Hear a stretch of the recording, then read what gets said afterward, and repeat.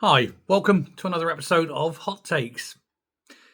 When it comes to Rachel Reeves, there is literally no limit to the amount by which she can fail, and fail spectacularly, it must be said.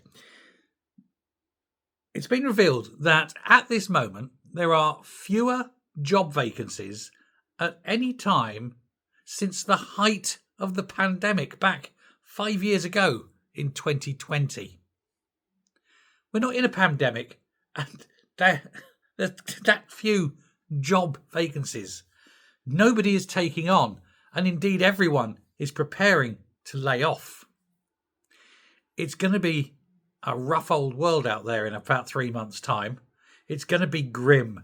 There's going to be mass long-term unemployment brought about by one failure of a woman who has no grasp of the task she was put in charge of.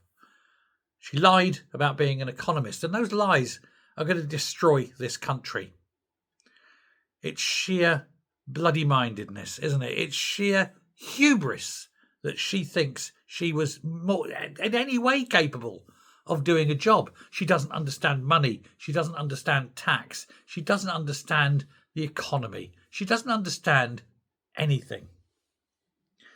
Now, businesses have been cutting jobs ahead of what's happening already. It's going to get far worse come the 6th of April. And recruitment is at a snail's pace. So very few people are recruiting.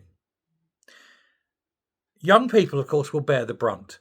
All those little Mac jobs will just dry up and disappear.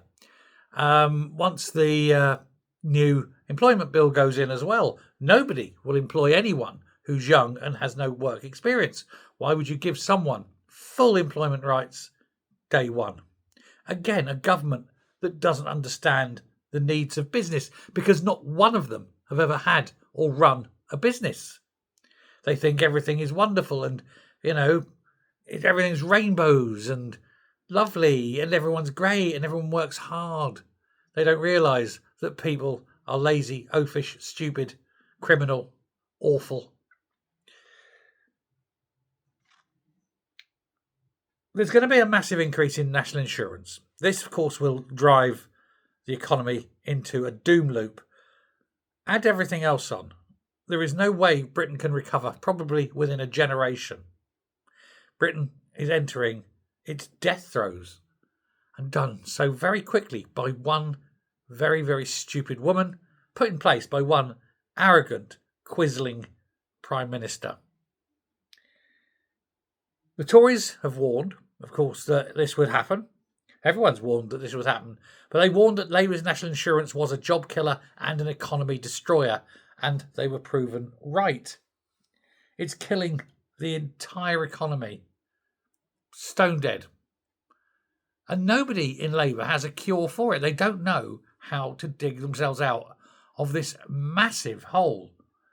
I mean, day one, if you're going to do anything, you've got to fire this idiot woman.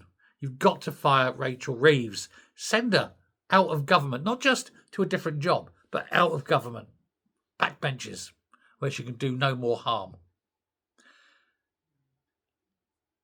And just reduce the tax. Reverse everything. Literally reverse every policy. That's what you need to do. Get a new Chancellor in who reverses every policy and says, yes, we got it wrong because that woman lied on her CV. And try and hope you can do something with it. It's far too late now, of course, for all those who've left the country. They're not coming back. They're quick to flee, but they're slow to return. Probably never will. That's a problem for them. There's no way out of this particular hole in the ground. Just about every economic and financial body is saying the same thing. Britain's in trouble. Reeves has caused this. The policies are destructive. And we all know it's not accidental. I do feel definitely it was done on purpose to destroy Britain by a man who hates this country, a Marxist man who hates this country with a passion and is doing everything he can to remove its power from the world, make it unsecure, make it a dangerous place to live, destroy the rule of law, and bankrupt it all in one short term in office. And unless something is done, unless the backbenchers of the Labour Party stand up and be counted, he's going to get away with it. If they had any balls, they'd stand up and call a vote on confidence overnight and get rid of him and all the wankers he's put in place and ban them from ever holding office again. They won't, of course. That would take a spine. And this is the Labour Party.